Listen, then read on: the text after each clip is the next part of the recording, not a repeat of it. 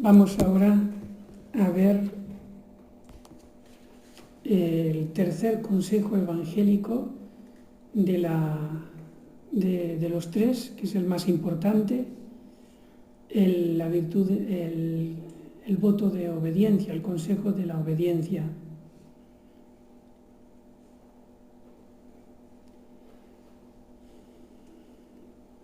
El consejo evangélico de la obediencia me evita el peligro del engaño de la voluntad propia, de ser inteligente sin ser sabio, como les expliqué en una homilía hace poco.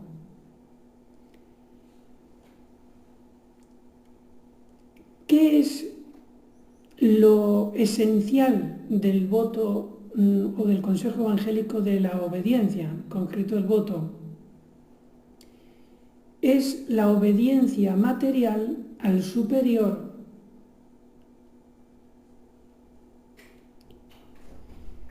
¿Por qué digo obediencia material? Porque el voto solamente me va a pedir bajo pecado la obediencia externa, que yo de hecho obedezca.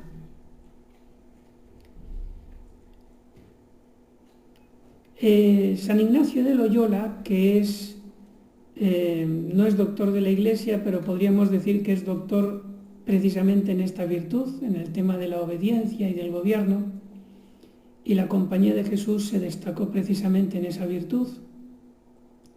Pues San Ignacio enseñó que hay 3 grados de obediencia: la obediencia de ejecución, la obediencia de voluntad y la obediencia de entendimiento. La obediencia de ejecución consiste en hacer lo que me mandan, independientemente de si por dentro yo estoy de acuerdo, no estoy de acuerdo, estoy refunfuñando, eso aparte. Diríamos es el nivel mínimo de obediencia, la ejecución externa de lo mandado.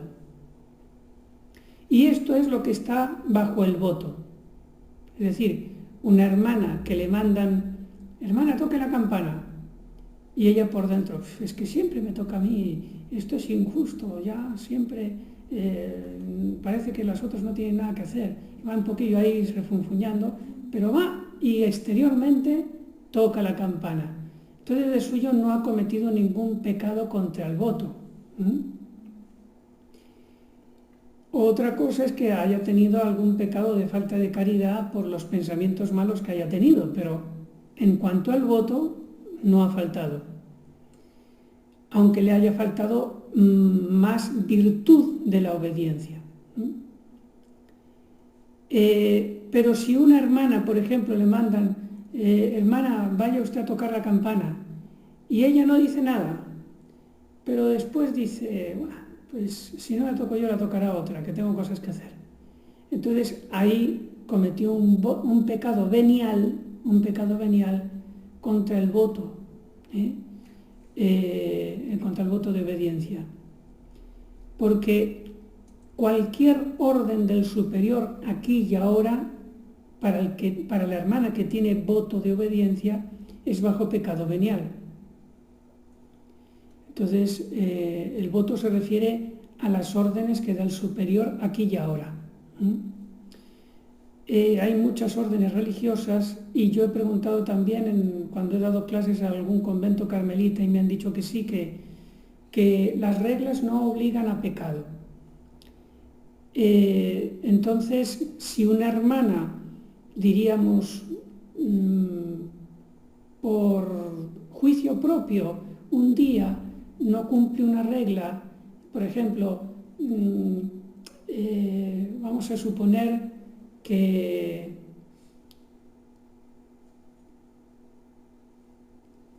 a tal hora tiene que estar en la celda para hacer su lectura espiritual, ¿no? Y toca la campana y ella, es que voy a acabar de hacer esto primero, porque si no luego tengo que volver aquí. Un juicio propio. Y no está a la hora en su celda para su lectura espiritual. Entonces no ha cometido de suyo pecado contra el voto, aunque sí que ha faltado a la regla y eso es una imperfección. Otra cosa es que se falte a la regla por un motivo ya desordenado, ya pecaminoso, por ejemplo, por pereza. Entonces ya hay un pecado de pereza, no propiamente un pecado de desobediencia, sino un pecado de pereza. Una imperfección de desobediencia a la regla, pero por el motivo se convierte en un pecado de pereza. Bueno, pues eso es el objeto del voto de obediencia, las órdenes del superior, y se cumple con la obediencia material.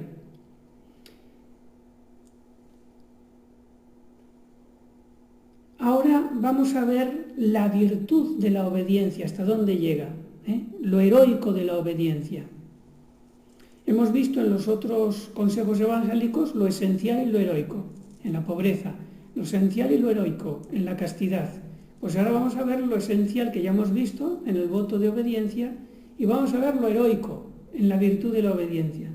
Y es esos dos siguientes grados que pone San Ignacio de Loyola en su carta sobre la obediencia tan famosa y que trae el padre Arroyo Marín también en su Teología de la Perfección Cristiana comentándola. Aprovecho para decir, si alguna hermana quiere preguntar, estamos en clase, no es propiamente conferencia de retiro, así que cuando quieran me avisan. Entonces, lo heroico en cuanto a la obediencia es la obediencia de voluntad y la obediencia de entendimiento. El segundo grado es la obediencia de voluntad, la tercera es la obediencia de entendimiento. ¿Qué es la obediencia de voluntad? ¿Qué añade a esa obediencia de ejecución que hemos visto antes? Es querer lo que el superior me manda por ver en ello la voluntad de Dios. Y lo quiero cumplir. Y esto se nota porque cuando hay dificultades para cumplir lo mandado, intento vencer las dificultades. Tomo la obediencia como cosa propia, como si viniera de mi propia voluntad. En cambio, el que no tiene esto, sino solamente tiene obediencia de ejecución, no hace suya la orden del superior, entonces ante cualquier dificultad, pues lo deja.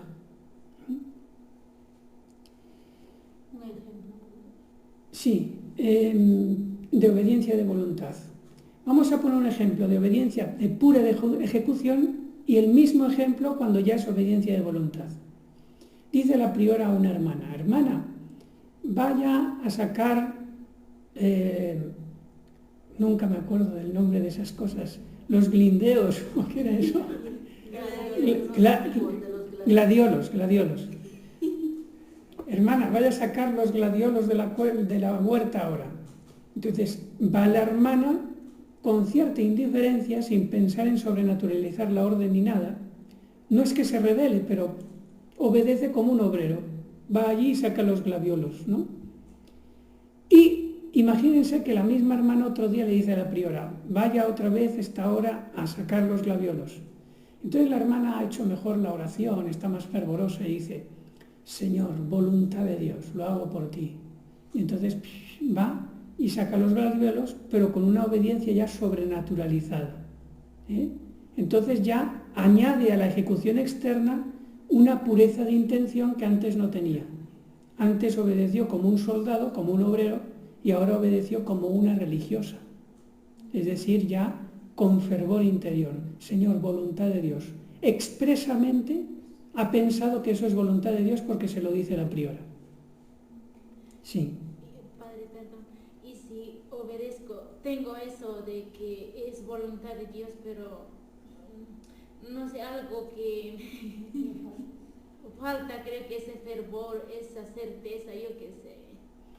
Bueno, si se refiere usted de que está seca en el sentimiento, es decir, sí, voluntad de Dios, pero está seca, no está súper contenta y consolada, qué bien la voluntad de Dios, sino está seca.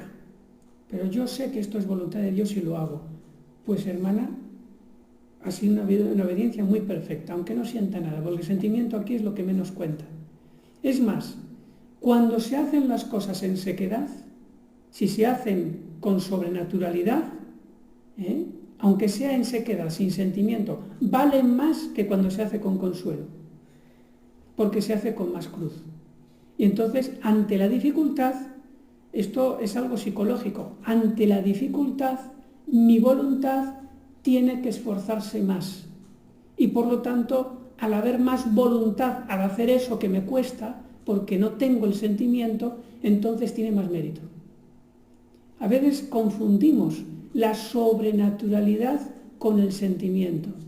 Yo puedo tener mucha sobrenaturalidad en mis actos, pero sin embargo estoy aburrido, seco. Señor, no tengo ganas de sacar ahora los glaviolos, precisamente ahora que estoy cansada, pero es voluntad de Dios, Señor, cojo la cruz por amor a ti, pero no siento nada, estoy aburrida sacando los glaviolos.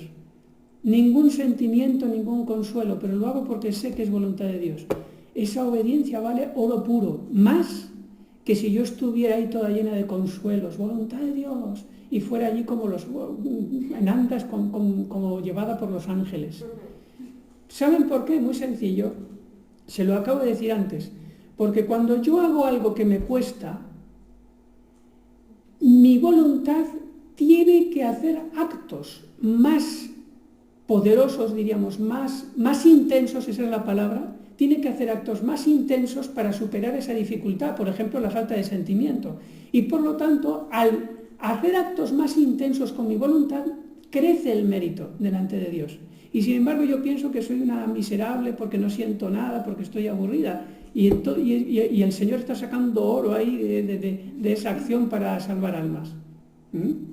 Y la otra, la que está ahí toda con consuelo de ángeles, obedeciendo ahí con mucha atención de oración y todo, pues tiene menos mérito. No quiere decir que no tenga mérito, pero tiene menos.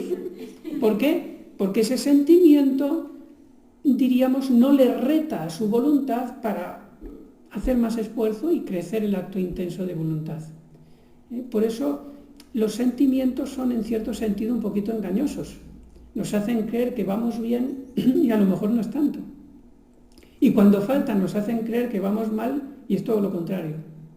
Perdón, también tendrá que notarse tiene que notarse de que me cuesta y lo estoy haciendo. Solo el Señor tendrá que saberlo eso, pero delante de las personas tendré que actuar con normalidad, eso tiene que notarse también. Muy bien. O sea que, ¿no? He dicho yo, ¿no? ¿Qué quiere decir? Por ejemplo, me cuesta obedecer en un acto, ¿no? Y luego tendrá que, o sea que no tengo que dar a notar que me estoy dominando, que estoy, ¿no?, reventando porque me mandan lo que no. Muy bien, muy bien.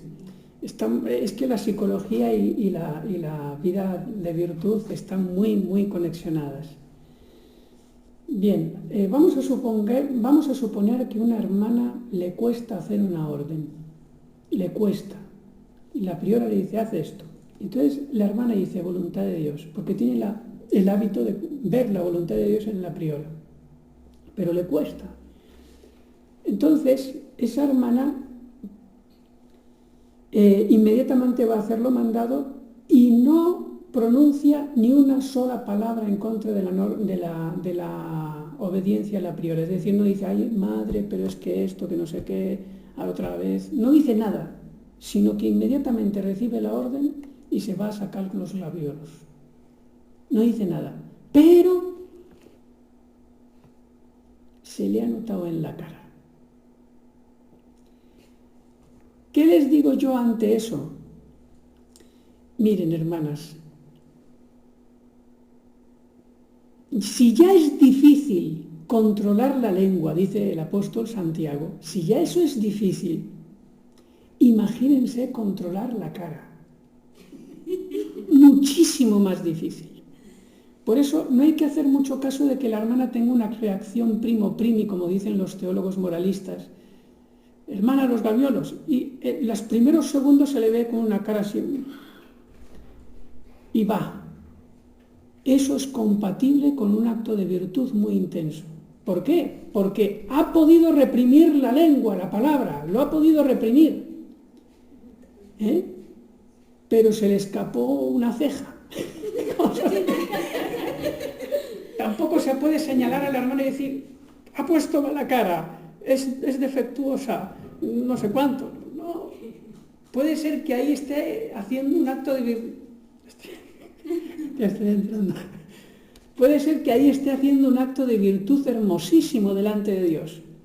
Pero como el alma está muy unida al cuerpo, el cuerpo, ante ese primer impacto de algo desagradable, se resintió un poquito, y como la cara es lo que más habla de todo el cuerpo, entonces se le notó un poco, pero ahí un alma buena y misericordiosa y inteligente, si ve que no dice ninguna palabra y se va inmediatamente a hacerlo ordenado y no se queja de nada, lo que va a pensar es decir, le costó, pero venció. Porque solo se le notó por un momento en la cara. Pero sí sigue hablando, toc, toc, toc, toc, toc, toc. No, si ya emplea la lengua ya es mala señal. Ya ahí sí que ya ha tenido fallo en la obediencia perfecta, ¿no? Pero si solamente es la cara y va a hacer lo que le mandan y no dice ni mu, eso es muy buena señal. Bueno, puede ser otra hermana que le manda a mirar los glaviolos y se pone toda alegre, voluntad de Dios. Bueno, muy bien, ¿eh? Pero la otra, no crean que ha hecho un acto de virtud menor, ¿eh? Si es que no ha dicho nada, pero se le ha notado en la cara. Es que, como digo, la cara es muy difícil controlarla, muy difícil. A veces una hermana puede estar triste por cualquier cosa. Hombre, ¿qué cara tiene usted?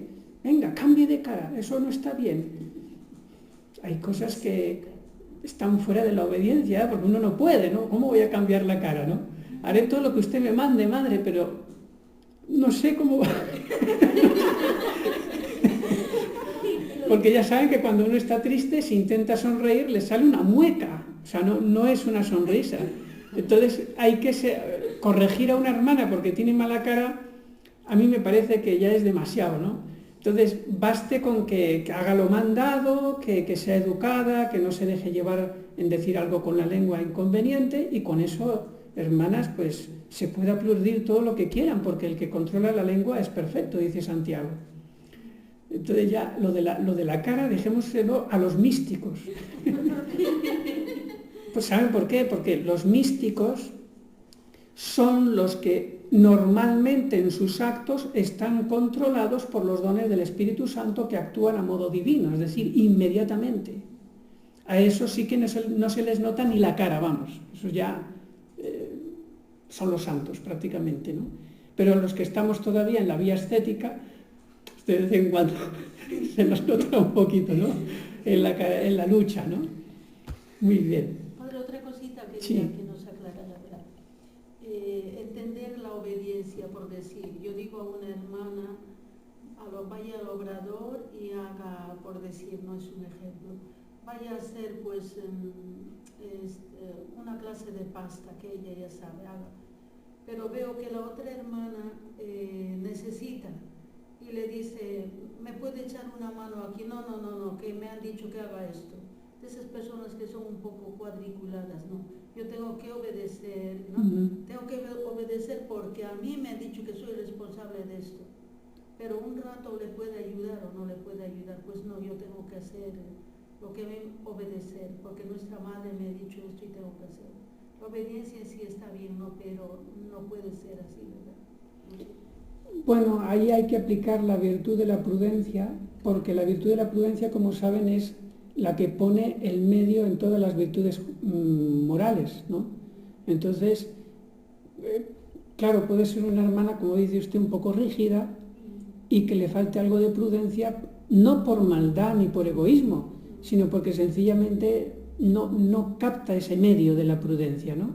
Entonces, siguiendo el ejemplo de usted, pues le manda ir a hacer unas pastas. Y resulta que hay otra hermana que le pide un favor de pocos minutos. Bueno, pues el sentido común dice, bueno, no es ninguna contradicción a lo que me ha mandado la madre que ayude a esta hermana unos minutos, que a lo mejor no puede hacer eso ella sola, ¿no? Pero, si resulta que hay otra hermana, ella va a hacer lo de las pastas, y llega la otra hermana y dice, ayúdame en esto, y claro, ella ve, es que hermana, si yo le ayudo, lo de las pastas se acabó.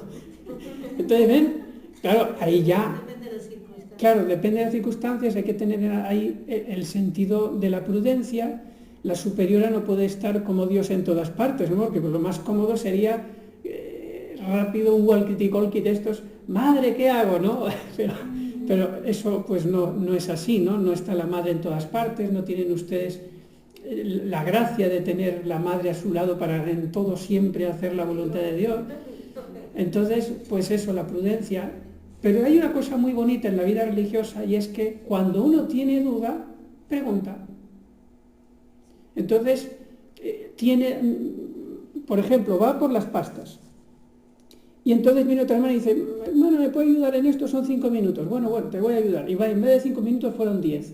Y resulta que lo de las pastas al final no lo consiguió hacer del todo por esos 10 minutos.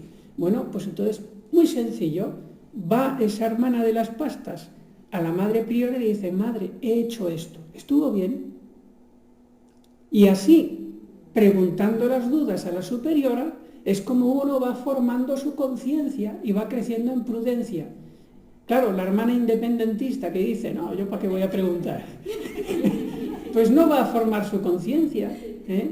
Entonces, bueno, ahora que no me ven, hago lo que quiera. Pues no, es cuestión de tener confianza con la priora e ir y preguntarle cuando usted ha tenido un acto dudoso, que no sabe si ha hecho bien o ha hecho mal, bueno, pues se pregunta. Yo siempre pienso que la caridad es un acto bueno, ¿no? Y entonces yo digo, si un minuto me va a llevar a ayudarla, pues ayudo, pero no me meto aquí, digo, es que es obediencia. O es obediencia y uno, pues si me dice que echa la sopa tal cosa, pero es que si no hay, como que falta porque no obedezco, porque... Bueno, como hay hermanas más rígidas, menos rígidas, pero todas con muy buena voluntad, como digo, todo se soluciona preguntando. Todo. Entonces la madre, pues precisamente su trabajo es ese, atender a las hermanas, que son varias. Entonces, y si todas son así, medio escrupulosas o rígidas, pues vaya trabajo que va a tener usted. Llamando a la puerta. Perdón, dice que preguntar todo a nuestra madre, pero también ya se sobreentiende que una hermana tiene que pensar qué puedo hacer, que pues ahí tenemos cada una. Claro, o sea, a medida que se va preguntando a la madre y la madre le da criterio, entonces ya la hermana va a ver... Si ese criterio lo acepta. Claro, bueno, se supone que lo tiene que aceptar, si no apaga y vámonos. Pero la idea es, tengo duda, pregunto a la madre. Y a la tercera, a la cuarta, a la quinta que pregunto, yo ya voy captando la mentalidad de la madre priora y ya no necesito preguntar más. A lo mejor al principio las novicias tienen que preguntar 3 veces al día. Después las que están ya con votos temporales 1 vez al día. Y luego ya las profesas, de tanto haber preguntado en la formación inicial, pues a lo mejor preguntan 1 vez a la semana, ¿no? Pero insisto que lo más seguro es preguntar. Hay un dicho que dice, esto lo dice el demonio, y es lo que no hay que seguir. Es mejor pedir perdón que pedir permiso. ¿Lo captan? Si no, se lo explico. Sí, es mejor pedir perdón que pedir permiso. ¿Eso qué quiere decir? Que ante una situación, digo, bueno, yo prefiero hacer algo y después hacer lo que me dé la real gana y después pedir perdón, pero ya lo hice, ya me salí con la mía, que no pedir permiso. Esto lo diría el demonio, claro. Nosotros tenemos que pensar al revés, ¿no? Es mejor pedir permiso que pedir perdón.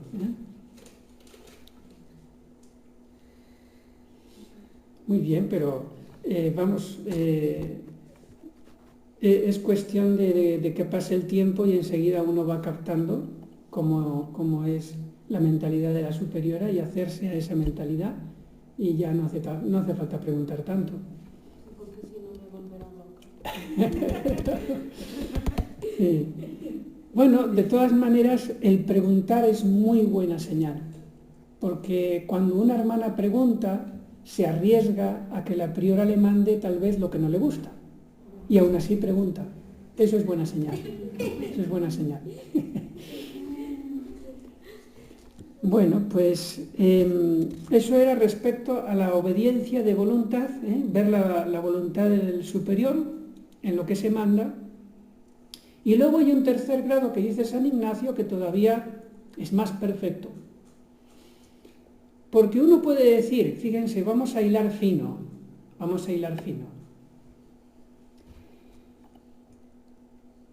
Todo lo que manda el superior es voluntad de Dios, suponiendo que no manda pecado, por supuesto, ¿no? Y que manda todo según las constituciones.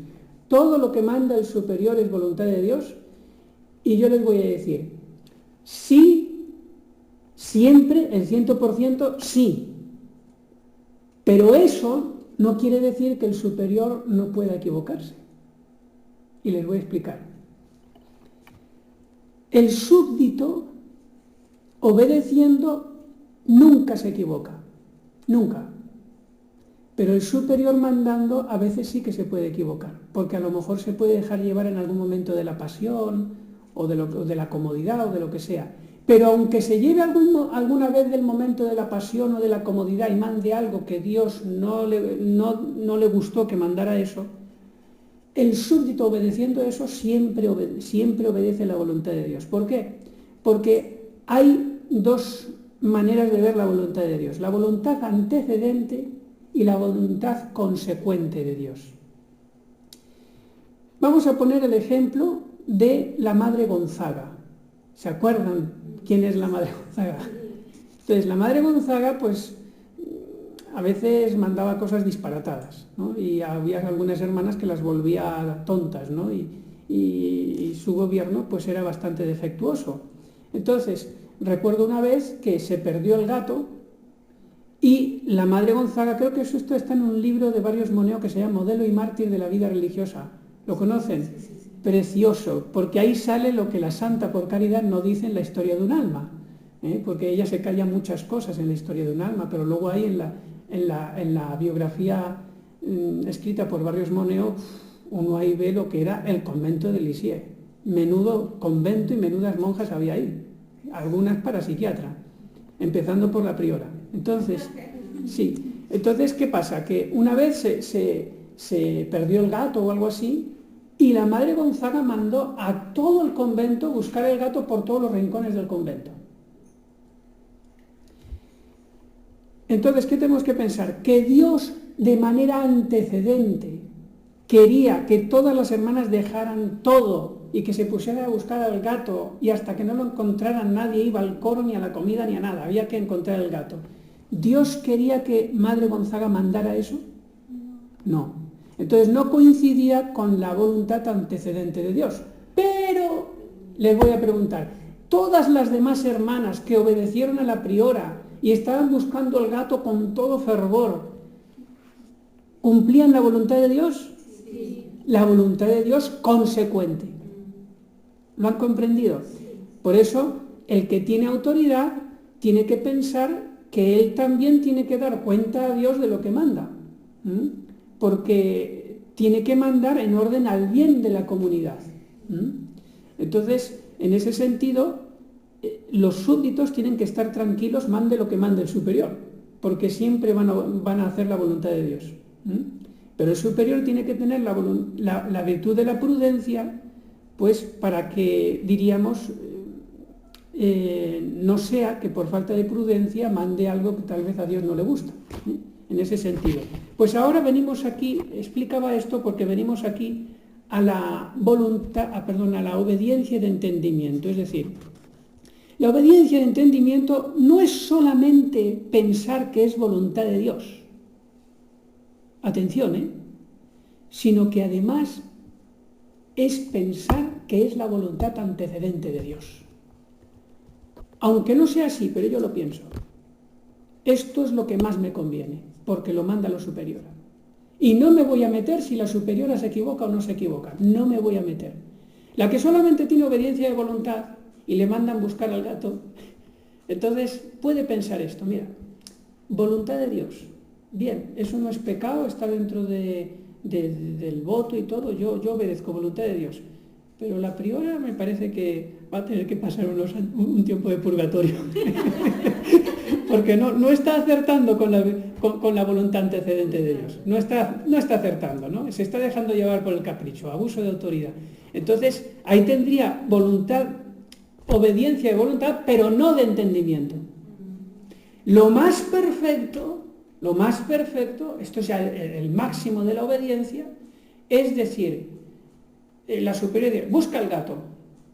Y la súbdita dice, bien, voluntad de Dios, esto de buscar el gato es lo que más me conviene a mí. La priora ha acertado. Y se pone a buscar el gato sin juzgar si la superior abusa o no abusa de poder. No juzga a la superiora. Esto es voluntad de Dios consecuente y antecedente. Punto. Y entonces tiene la obediencia de entendimiento. Y la obediencia de entendimiento se puede conseguir de dos maneras. Una menos perfecta y otra más perfecta. La obediencia de entendimiento menos perfecta, o el modo menos perfecto, es intentar aducir razones para ver que la superiora acierta con la voluntad de Dios antecedente. Por ejemplo, la superiora manda a una hermana a ir a buscar el gato. Y entonces la hermana piensa, no, es que debe ser que el gato se ha llevado en su boca una patena de oro. Y entonces hay que buscar al gato porque si no perdemos la patena de oro. No sé, eso se me ocurre, ¿no? Entonces hay que buscar el gato porque ahí donde esté el gato está la patena de oro, ¿no? Entonces, es un ejemplo un poco ridículo para que me entiendan, ¿no? Es buscar razones para pensar que la superiora está mandando lo mejor que podía mandar en ese momento. Buscar razones. ¿Pero por qué digo que este es el modo menos perfecto? Porque a veces el entendimiento pues ve otras razones y le cuesta. Entonces, el modo más perfecto es lo que llama San Ignacio y que hoy día los religiosos muy pocas veces se lo van a predicar, no lo van a escuchar ya, pero yo pienso que San Ignacio de Loyola está en lo cierto y era un santo, y por lo tanto esto es verdad. El modo mejor para conseguir la obediencia más perfecta y de entendimiento es la obediencia ciega. ¿Lo han oído alguna vez? Sí. La obediencia ciega. A ver, ¿quién ahora es el que les va a predicar de la obediencia ciega en el siglo XXI? Nadie. Bueno, pocos. No, es que eso degrada a la humanidad. Somos personas, no somos animales, ¿no? Entonces empiezan ahí a darle vueltas, no, pero si un santo tiene una doctrina y lo ha canonizado la Iglesia, esa doctrina es verdad. Si no, la Iglesia no lo habría canonizado. Entonces, la obediencia ciega, ¿qué quiere decir? La obediencia ciega consiste en que yo no me fijo en las razones humanas por las que la superiora me manda algo. No me fijo si tiene razones buenas o malas. Eso no es lo mío. Yo solamente me fijo en que lo que me ha mandado la superiora es voluntad de Dios y punto. Y en eso consiste la obediencia ciega. Cegarse a las razones humanas. Sí. Padre, por ejemplo, sí sé que es voluntad de Dios lo que manda mi madre priora, pero ahí está viniendo otros pensamientos, Padre, que... Sí.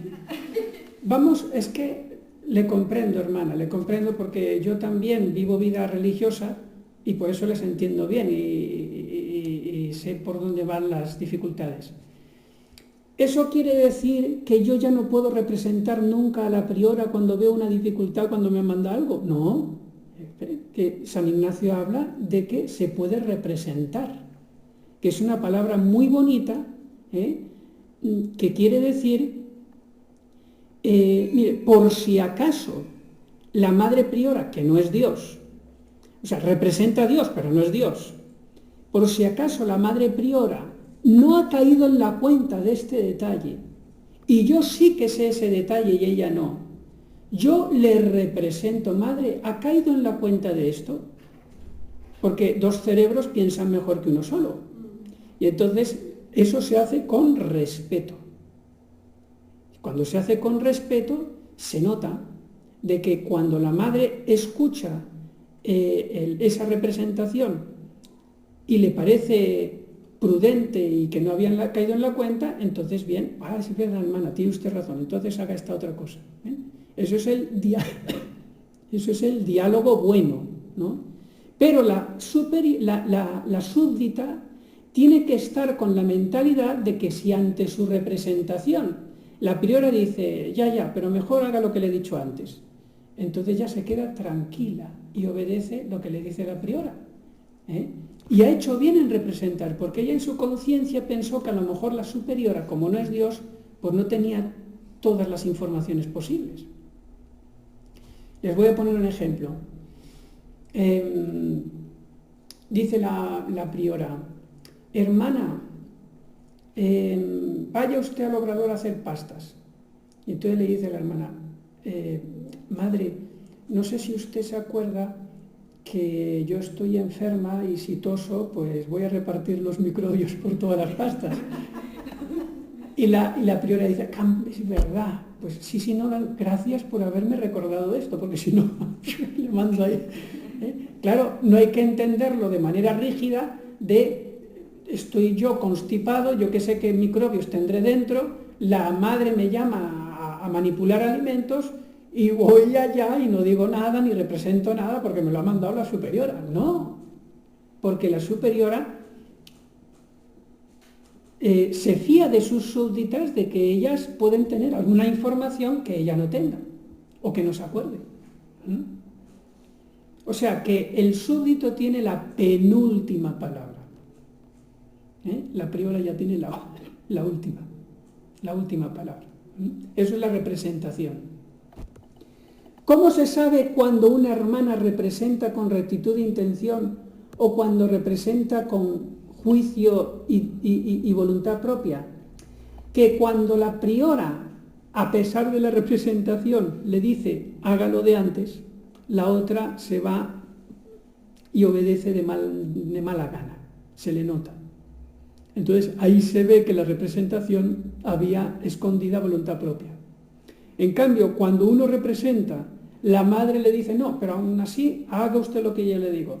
La otra se queda con paz y obedece con sencillez, señal de que esa representación era con la más pureza de intención. Padre, perdón, también creo cuando uno quiere representar a la vida, es una cosa, siente que, no sé, algo interior, pero que es que le repugna esa cosa o lo que sé, y entonces mejor no voy porque ya mejor cumplo lo que me ha dicho. Así, si hago eso. Claro, o sea, si usted ve que le viene a la mente una representación que no tiene peso, que más bien lo que hay es un sentimiento de repugnancia, pero que no es una representación de peso, entonces lo más perfecto es no decir la representación, porque yo ya antes de decírselo a la priora yo veo, no, pero esto no es recto, esto no es recto. Y otra cosa que usted me preguntaba antes, ¿y si a mí me vienen otras ideas o cuando la madre me manda algo? No hay ningún problema, porque si ante esas ideas la voluntad no se engancha a ellas, sino que se engancha a lo que le dice la priora, no hay ningún defecto en la obediencia. Porque tengan en cuenta que la imaginación es muy rápida, se nos pueden ocurrir otras cosas, y el que se me ocurra en la imaginación algo o en el entendimiento alguna cosa en contra del que le dice la priora, eso no es ninguna imperfección. ¿Por qué? Porque no podemos tener un interruptor aquí para decir, me ha mandado esto, clic, ya, nada, reset. No puedo pensar como si fuera un robot. No. O sea, lo que puede pasar es, hermana, vaya a buscar el gato. Y entonces la hermana pues se le ocurren otras ideas. De, ¿no será mejor ponerle a lo mejor algo para que venga el gato y coma y lo encontramos ahí? Pero se le ocurre, ¿no? Se le ocurre. Dice, no, pero mejor voy a buscar al gato. Entonces, esa idea que se le ha ocurrido, como no se enganchó a ella la voluntad, entonces no le ha hecho ningún daño a la obediencia, ninguno. O sea, el tener otras ideas distintas, si yo no las acepto, no es ninguna imperfección. El problema es que las acepte. Entonces ya paso de la obediencia de entendimiento a tener solo obediencia de voluntad.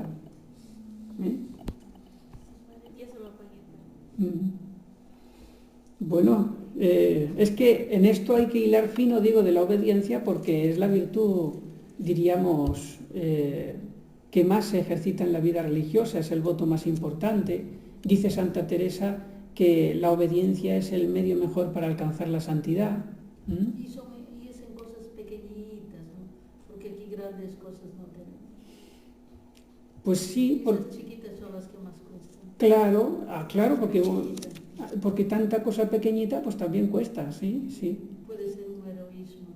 Claro, y después de tanto obedecer a cosas pequeñitas, mi obediencia se ha hecho tan robusta que cuando viene algo heroico, entonces estoy preparado para eso. Por ejemplo, imagínense que les toca el martirio. De tanto obedecer en cosas pequeñitas, cuando viene el martirio, pues ustedes van a ser fieles.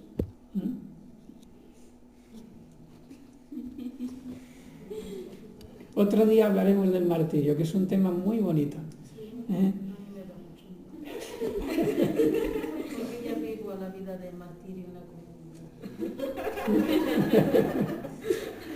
No digo la vida de martirio, digo cada minuto, cada cosa es también pues como vivir el martirio, pues son pequeñas cosas pero que... Claro.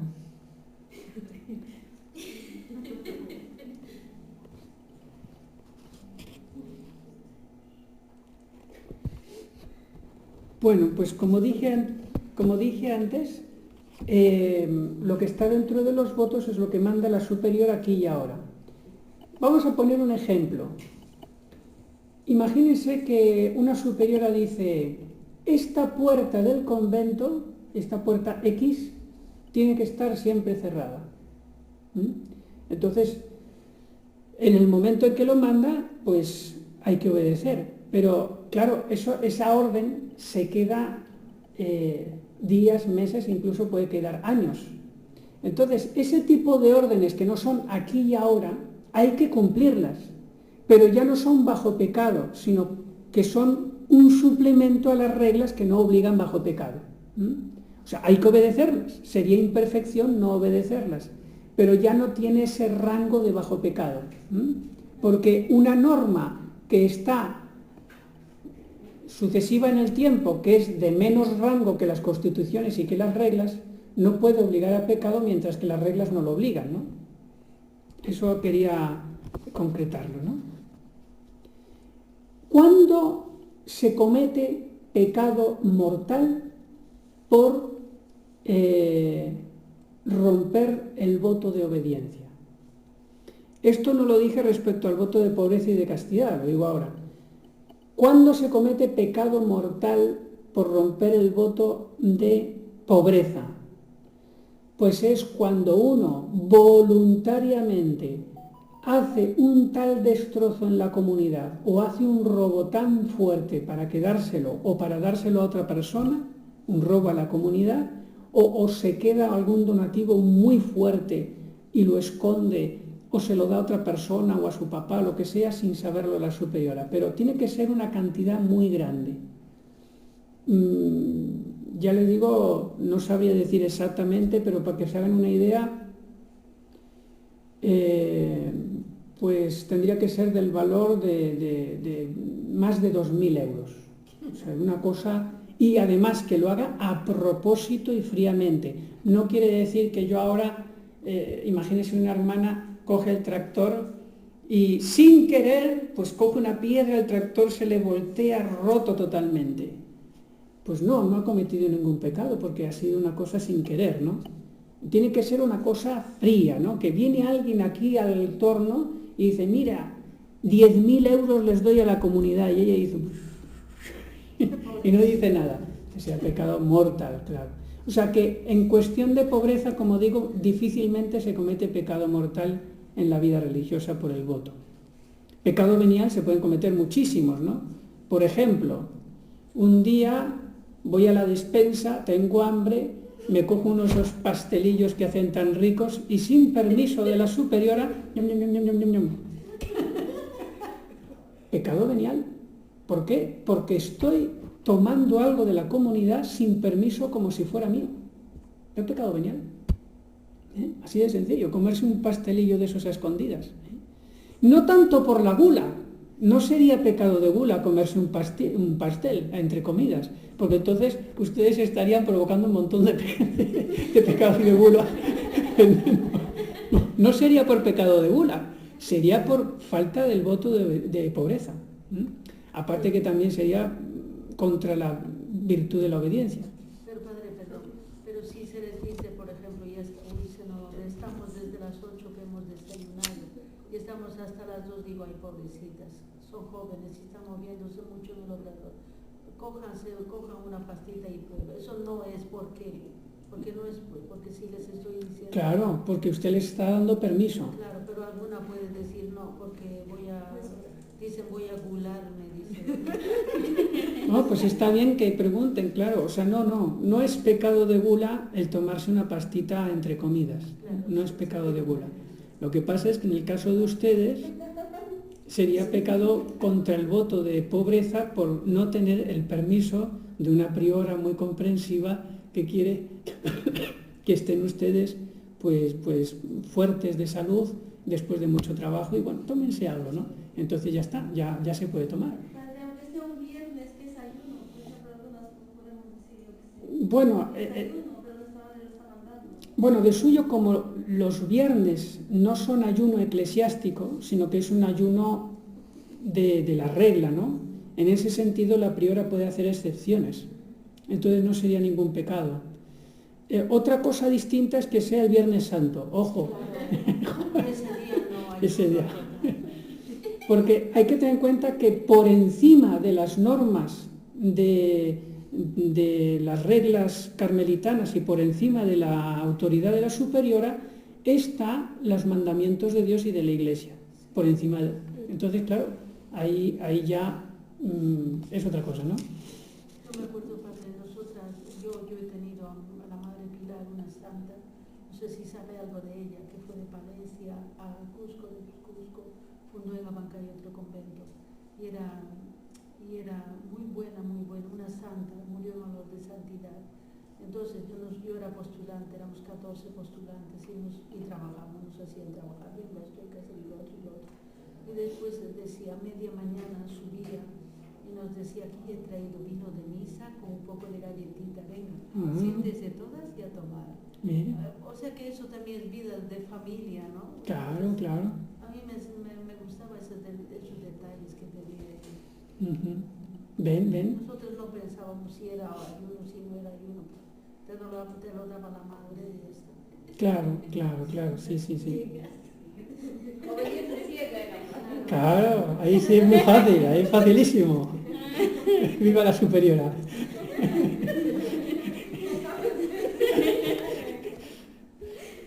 Y a ver que... Sí. Y en el obrador si pasa algo con las pastas, lo que sea, y para comprobar si está bien o qué ha pasado, se han quemado esa cruz, yo qué sé. Pues eso, el criterio de la superiora, se le pregunta una vez y con preguntarle una vez ya vale para siempre, ¿no? Entonces si la superiora dice, sí, puedes probar un poquito a ver si está bien. Cada Pues vez eso. me llaman, ya está cocido, falta cocer, está bien, no está bien, que si no sé qué, que ya te digo, aprenda, ya están los 7 años. No, claro. Hombre, me parece que lo más seguro es pegarle un pellizquito a... Claro. Sí, y eso es para que salga bien. Claro. Sin ningún problema. Si no está come, que te come porque le gusta. Sí, pero bueno, el pellizquito uno puede ver que es parte del oficio, ¿no? Claro. Y lo mismo no digo la cocina, de algunas dicen, ay no, voy a faltar a la pobreza, o no sé, aquí al ayuno. Digo, si se sirviera en un plato y se sentara y estuviera a comer, que te come. Pues, Claro. Pero si ponen, no, prueba la sal, a ver si está bien, prueba. Claro. Es lo que es, como dice, parte del oficio. Así es, muy bien. Luego, respecto al voto de castidad, siempre que se va contra la castidad con voluntad completa es pecado mortal, ¿no? Ahí no hay parvedad de materia.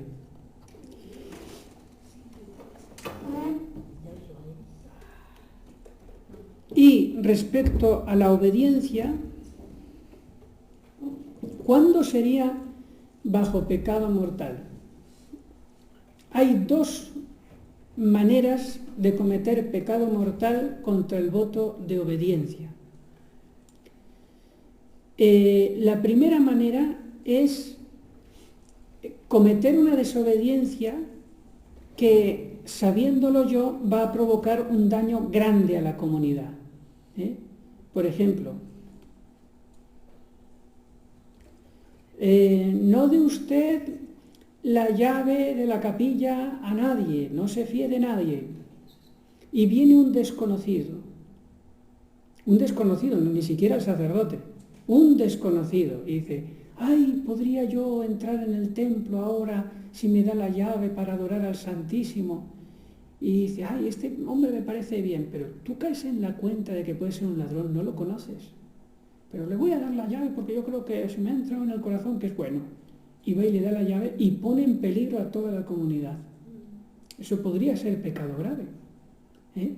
Porque, claro, eso si lo ve en su conciencia, hombre, si se la da al padre contra la obediencia de la priora, pues pienso yo, pecado venial, ¿no? También está mal, ¿no? También está mal, pero sería pecado venial porque no se supone que haya tanto riesgo, pero un desconocido, imagínense. Entonces, cuando se prevé en la conciencia, repito, que por desobedecer le puedo hacer un daño muy grande a la comunidad, entonces sería pecado grave. Aunque sea con capa de bien, ¿no? Aunque sea con capa de bien, pero la condición es que el que desobedece caiga en su conciencia, o sea, sepa en su conciencia, esto puede poner en riesgo muy grave a la comunidad. Que lo vea en su conciencia, y si no lo ve, entonces claro, no comete pecado mortal. Pero ya digo que este tipo de desobediencias de pecado mortal, también muy raras. Sí que puede ser más fácil que se cometa pecado mortal contra la obediencia por lo que llaman los teólogos la desobediencia. Quedan 9 minutos, ¿no? No, es que empezamos tarde, es verdad. No, es el torno padre. Ya, bueno. Pero de todas maneras, yo quiero ser obediente, Si usted ve que llegamos la hora, paro en mitad de la palabra. No sé qué hora es. Son las 5 y 6. Y 10, ¿no? Y 10. Bueno, pues acabo de explicar esto de la desobediencia formal y terminamos. Entonces, la desobediencia formal, que ya es un pecado mortal, es cuando el súbdito, ante una orden del superior, desobedece negando de una manera completa la autoridad del superior. O sea, que ya en ese momento, precisamente porque me mandan esto, voy a hacer lo contrario. O sea, es un acto de rebeldía formal. Le voy a poner un ejemplo. Hermana, cuando salga del despacho, cierre la puerta con cuidado. Y entonces la hermana hace esto. O sea, encima que me corrige y me riñe ahora, y me dice ahora que, pues ahora que usted me ha dicho, eso, aunque lo piense solo, aunque lo piense, ahora que usted me ha dicho que cierre con cuidado, pues para hacer la contra y al revés, voy a pegar un portazo. ¡Bum! Y pega el portazo. Pecado mortal. ¿Por qué? Porque estoy ahí manifestando un rechazo formal a la autoridad.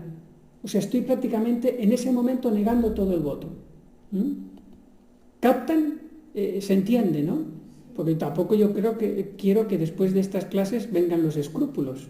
Entonces quiero que se entienda bien, por eso me gusta que pregunten. Pues eso era respecto a la desobediencia formal. Y... ¿Quiere preguntarle, hermano? Sí. Padre, por ejemplo, el ejemplo que ha puesto, ¿no? Mira, por ejemplo, si nuestra madre dice que cierre la puerta con más delicadeza, pero a primer momento he obedecido, pero cuando se me presenta así una contradicción, lo hago. Pues es que otro día ya cuando ha pasado... No es desobediencia formal. Hay que distinguir el pegar el portazo porque estoy muy enfadado en ese momento y me desahogo con el portazo, que sería un pecado venial, ¿no? De ira. Y otra cosa es pensar fríamente. El superior me ha dicho que haga yo esto, pues ahora para que se entere voy a hacer todo lo contrario. ¿Se da cuenta? O sea, no es por la pasión de la ira, es como ya algo satánico, no sé si me explico, ya no serviré, ¿no? Entonces, en ese sentido ya hay una maldad grave. Muy bien, bueno, pues creo que ya... Bueno, queda un minuto. A ver. Padre, qué bonito. Bueno, me alegro de que les sirva, ¿no? Para tener las ideas claras. Sí. Pues hay que rezar mucho por los superiores porque de ellos depende mucho el bien de los súbditos y de toda la comunidad. Y también porque saben cuál es el plato favorito de los demonios, los superiores. Ellos saben jugar muy bien al ajedrez, van a la cabeza, al rey. Y ustedes tienen que rezar para que todo vaya bien. Y aparte de los superiores, San Alfonso María Ligorio dice que el plato preferido de los demonios es, ¿saben quién? Los súbditos. No, Los sacerdotes. los sacerdotes. Eso lo dice San Alfonso María Ligorio, que los demonios van principalmente contra a atacar a los sacerdotes. Porque saben que, claro, sí, saben que si hunden al sacerdote, si hunden al párroco, se hunde toda la parroquia. Así que recen por mí, ¿está bien? Recen por mí. Si hunden al superior, hunden a toda la Uy, comunidad. mire, es que si el superior no es un buen superior, sino que está relajado o está lleno de ira o es una persona indigna como superior, ¿saben lo que suele ocurrir? Que el 90% de la comunidad se relaja y solamente las almas heroicas resisten a duras penas. El superior es principal. Así que, bueno. Así que colaboren y que recen. Eso es, que recen y que se lo pongan fácil. Muy bien, vamos a dar gracias.